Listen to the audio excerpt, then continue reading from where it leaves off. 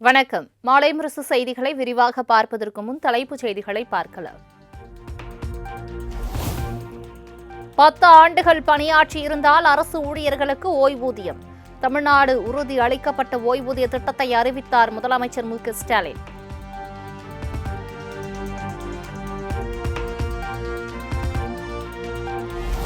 அரசு அலுவலர்கள் ஓய்வு பெறும்போது அவர்கள் பெறும் ஊதியத்தில் 50% ஓய்வூதியமாக வழங்கப்படும் என முதலமைச்சர் அறிவிப்பு.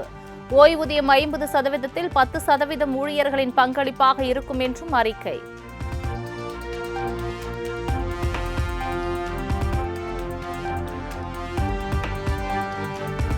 அரசு அலுவலர்கள் உயிரிழந்தால் 20 லட்சம் ரூபாய்க்கு மிகாமல் பணிக்கொடை வழங்கப்படும்.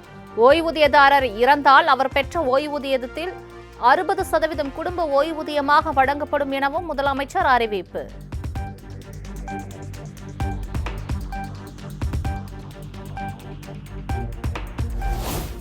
புதிய ஓய்வூதிய திட்டத்தால் ஓய்வூதிய நிதியத்திற்கு ஆண்டுக்கு 13,000 கோடி வழங்கப்படும். ஓய்வு பெறுவதற்கான பணி காலத்தை நிறைவு செய்யாமல் ஓய்வு பெறும் அலுவலர்களுக்கு குறைந்தபட்ச ஓய்வூதியம் தரப்படும்.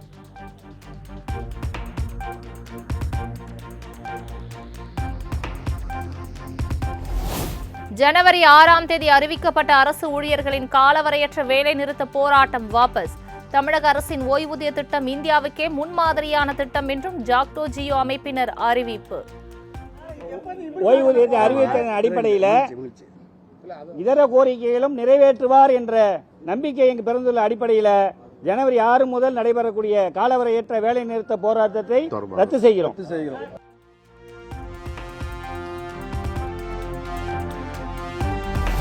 ஓய்வூதிய அறிவிப்பின் மூலம் லட்சக்கணக்கானோருக்கு வாழ்வு அளித்துள்ளார் முதலமைச்சர்.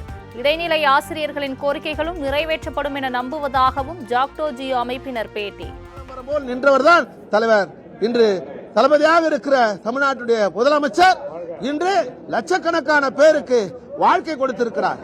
58,000 பேர் 48,000 பேர் இன்று பணி ஓய்வு பெற்றிருந்தாலும் அவர்களுக்கும் ஒரு கருணை அடிப்படையில் கொடுத்தது டாக்டர் கலைஞர் வழி வந்த புதல்வர் என்பதை நிரூபித்திருக்கிறார்.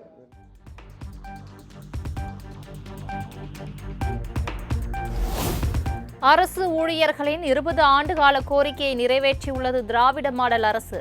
வாக்களித்த மக்களுக்கு திமுக அரசு எப்போதும் உண்மையாக இருக்கும் என்பதை மீண்டும் செய்து காட்டியுள்ளதாகவும் முதலமைச்சர் பெருமிதம்.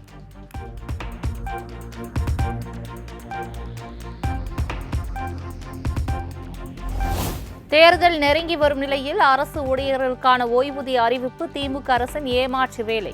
திருச்சியில் பாஜக மாநில தலைவர் நயினார் நாகேந்திரன் குற்றச்சாட்டு. ஆட்சிக்கு வந்தவுடனே டீசல் பெட்ரோல் விலை 10 ரூபாய்க்கு குறைப்போம்னு சொன்னாங்க. செஞ்சாங்களா? இதுவரைக்கும் செய்யலை. அப்போ இதை மட்டும் அவசரமாக அறிவிச்சிருக்காங்க. ஏன்னா இது நம்முடைய ஆட்சி இருக்காதுன்னு தெரியும், நம்ம கொடுக்க போகிறது இல்லைன்னு தெரியும். கொடுக்காதவர்கள் எதையோ காட்டி கொடுப்பதை போல நடித்து கொண்டிருந்தால் இது ஒரு ஏமாற்று வேலை. இது இந்த அரசினுடைய வாடிக்கையான ஒரு ஏமாற்று வேலை என்பது.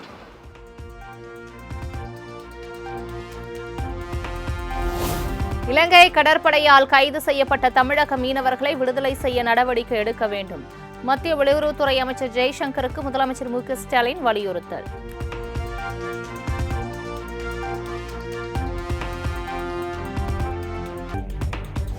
திமுகவின் தேர்தல் அறிக்கை தயாரிப்பு தொடர்பான செயலியை வெளியிட்டார் திமுக தலைவரும் முதலமைச்சருமான மு.க.ஸ்டாலின். வாட்ஸ்அப் மற்றும் சமூக வலைதள பக்கத்தையும் அறிமுகம் செய்து வைத்தார். தமிழ்நாட்டின் வளர்ச்சியை அடுத்த கட்டத்திற்கு எடுத்துச் செல்ல மக்கள் பங்களிப்புடன் கூடிய ஒரு தேர்தல் அறிக்கையை தயார் செய்ய திராவிட முன்னேற்றக் கழகம் உங்களை அழைக்கிறது. உங்கள் ஆலோசனைகளை தெரிவிக்க தொலைபேசி 08944446900, வாட்ஸ்அப் 9384001724, மின்னஞ்சல் DMK Manifesto.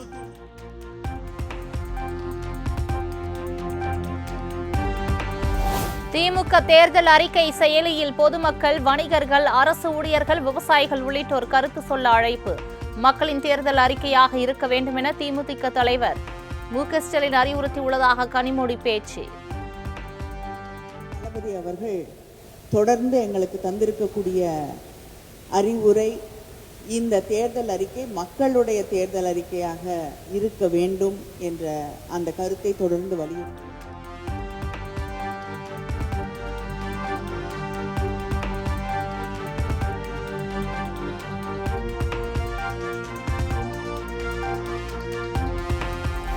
சென்னை ராயப்பேட்டை அதிமுக தலைமை அலுவலகத்தில் தேர்தல் அறிக்கை தயாரிப்பு குழு ஆலோசனை. விவசாயிகள், தொழிலாளர்கள், மாணவர்கள் உள்ளிட்டோரிடம் கருத்துக்களை கேட்க திட்டம்.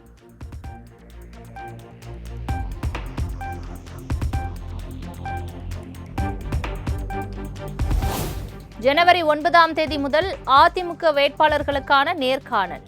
ஜனவரி 13ஆம் தேதி வரை நேர்காணல் நடைபெறும் என அதிமுக பொதுச் செயலாளர் எடப்பாடி பழனிசாமி அறிவிப்பு.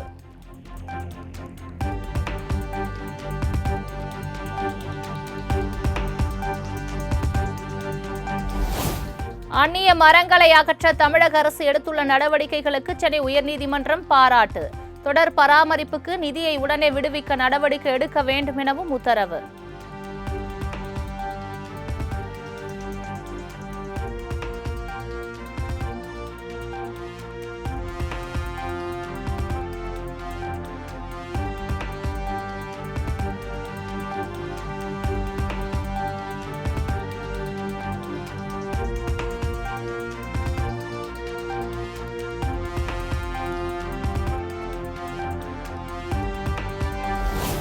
மாநிலத்தின் அமைதி மற்றும் சட்டம் ஒழுங்கை காவல்துறையினர் பாதுகாக்க வேண்டும்.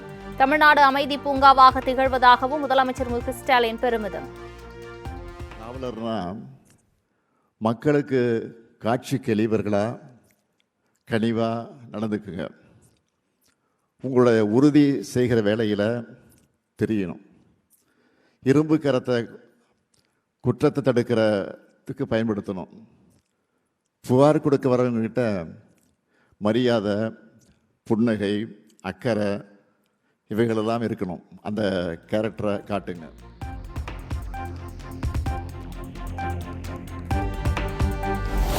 போதைப்பொருள் விவகாரத்தில் சமரசமின்றி செயலாற்ற வேண்டும்.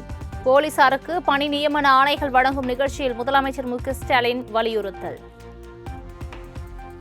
போதைப் பொருட்கள் நடமாட்டம், அதனுடைய விற்பனையை தடுக்கிறதுலையும் ஜீரோ டாலரன்ஸ் என்ற பாலிசியை நீங்கள் பயன்படுத்தணும்.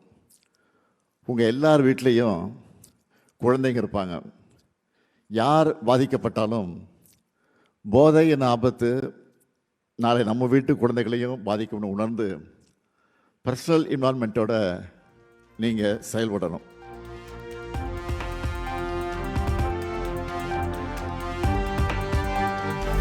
போதைப் பொருள் ஒழிக்கப்பட வேண்டும் என கூறும் முதலமைச்சருக்கு டாஸ்மாகில் விற்கப்படுவது போதை இல்லையா? டாஸ்மாகை மூடப்போவது எப்போது எனவும் பாஜக எம்எல்ஏ வானதி சீனிவாசன் கேள்வி. இல்ல வேற வரக்கூடிய உள்நாட்டுல இருந்து வரல, வெளிநாட்டுல இருந்து வருது. போதைங்கிறது லோக்கல்ல இருக்கிற டாஸ்மாக் சேர்த்து தானே. டாஸ்மாக் போதையெல்லாம் போதை இல்லையா? டாஸ்மாக் நடத்துற முதல்வர் அவர்கள் இந்த போதை கலாச்சாரத்தை ஒழிக்கணும்னு சொன்னா அப்ப அதுக்கு உங்களோட பதில் என்ன? ஒவ்வொரு வருஷம் டார்கெட் வச்சு சேல்ஸ் பண்றீங்களே, அப்ப போதை எண்ணத்தை இல்ல போதை பொருளை நீங்க மக்கள் கிட்ட பரவலாக்கலையா?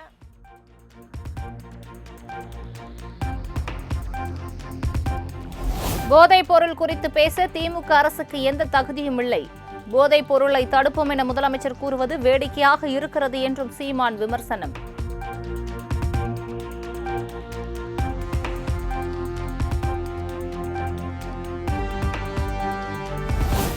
தமிழ்நாட்டை சீரழிப்பதில் திமுகவுக்கும் அதிமுகவுக்கும் இடையேதான் போட்டி.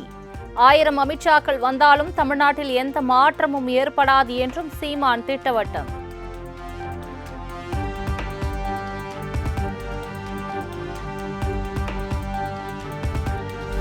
வேலு நாச்சியார் பிறந்த நாளையொட்டி அவரது உருவச் சிலைக்கு மாலை அணிவித்து மரியாதை செலுத்தினார் தவேக தலைவர் விஜய். வீரமங்கை ராணி வேலு நாச்சியாரின் வழியில் மக்கள் விரோத ஆட்சியாளர்களை விரட்டி மக்கள் விரும்பும் மக்களாட்சியை அமைக்க உறுதியேற்போம் என எக்ஸ் தளத்தில் பதிவு.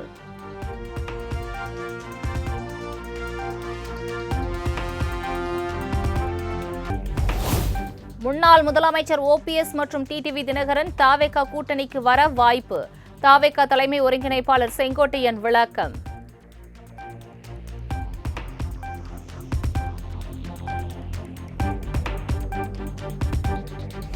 தமிழ்நாடு காங்கிரஸ் கட்சி அழிவின் பாதையில் செல்வதாக ஜோதிமணி எக்ஸ் தளத்தில் பதிவிட்ட விவகாரம். ஜோதிமணியின் கருத்து குறித்து விசாரிக்க குழு அமைக்கப்பட உள்ளதாக காங்கிரஸ் மேலிட பொறுப்பாளர் கிரிஷ் சோடங்கர் அறிவிப்பு.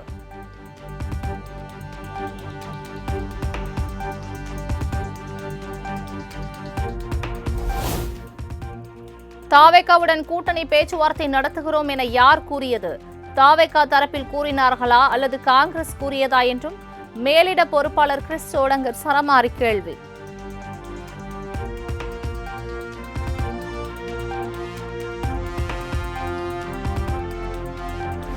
விஜயின் தமிழக வெற்றிக் கழகம் அதிமுகவின் இடத்தை நிரப்பும். வரும் 2026 சட்டமன்ற தேர்தல் அதிமுகவிற்கு கடைசி தேர்தல் எனவும் காங்கிரஸ் எம்பி மாணிக்கம் தாகூர் விமர்சனம்.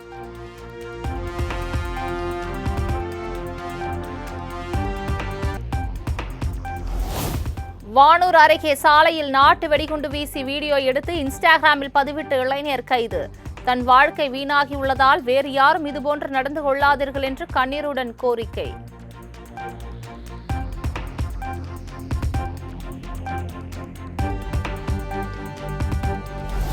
புதுக்கோட்டை மாவட்டம் தச்சங்குறிச்சியில் விறுவிறுப்பாக நடைபெற்ற ஜல்லிக்கட்டு போட்டியில் திடீர் தள்ளுமுள்ளு.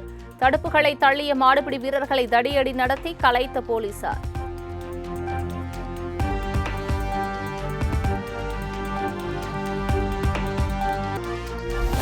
உதகை அருகே காலில் காயங்களுடன் சுற்றித் திரியும் புலியால் பொதுமக்கள் பீதி.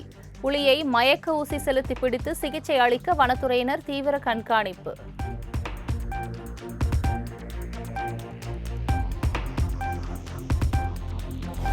டெல்லியில் புத்தருடன் தொடர்புடைய புனித பிப்ரஹவா நினைவு சின்னங்களின் பிரம்மாண்டமான சர்வதேச கண்காட்சி.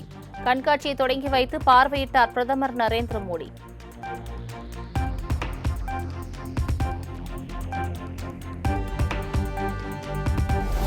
புத்தர் தனது வாழ்க்கையில் ஆழமான தாக்கத்தை ஏற்படுத்தினார். புத்தரின் நினைவு சின்னங்களை காண்பது நம் அனைவருக்கும் ஒரு அதிர்ஷ்டம் எனவும் பிரதமர் மோடி நெகிழ்ச்சி.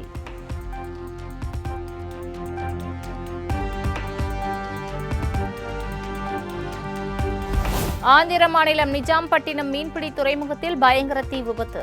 20 லட்சம் ரூபாய் மதிப்பிலான படகுகள் எரிந்து சேதம்.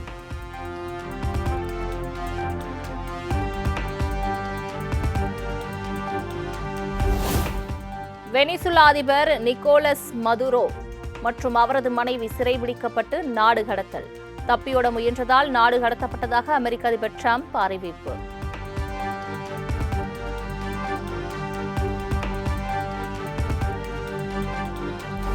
வெனிசுலாவில் அமெரிக்காவின் வான்படை அடுத்தடுத்து 7 இடங்களில் குண்டுவீச்சு. தலைநகர் கராகஸ் உள்ளிட்ட முக்கிய நகரங்களை குறிவைத்து தாக்குதல் நடத்தப்பட்டதால் பதற்றம்.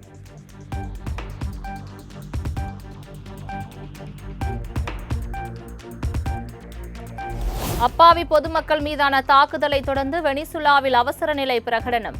அமெரிக்காவின் வணிக மற்றும் பயணிகள் விமானங்கள் வெனிசுலா வான்வெளியில் பறக்கவும் தடை விதிப்பு.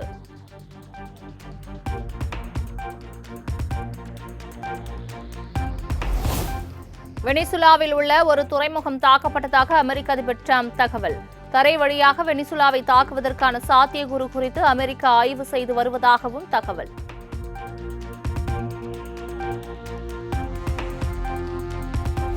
வெனிசுலா மீதான தாக்குதலுக்கும் அதிபர் நாடு கடத்தப்பட்டதற்கும் ரஷ்யா கடும் கண்டனம். வெனிசுலா மீதான அமெரிக்காவின் தாக்குதல் நடவடிக்கை ஆழ்ந்த கவலை அளிப்பதாக ரஷ்ய வெளியுறவுத்துறை அமைச்சகம் பதிவு.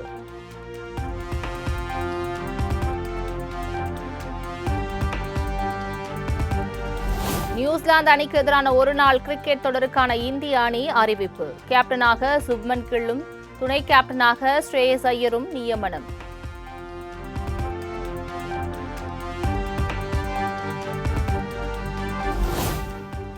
ஐபிஎல் தொடரில் விளையாடும் வங்கதேச வீரர் முஸ்தபிசுர் ரஹ்மானை அணியிலிருந்து விடுவிக்க வேண்டும். வங்கதேசத்தில் இந்துக்கள் மீதான தாக்குதல் விவகாரத்தில் கடும் எதிர்ப்புகள் கிளம்பிய நிலையில் கொல்கத்தா நைட் ரைடர்ஸ் அணிக்கு பிசிசிஐ அறிவுறுத்தல்.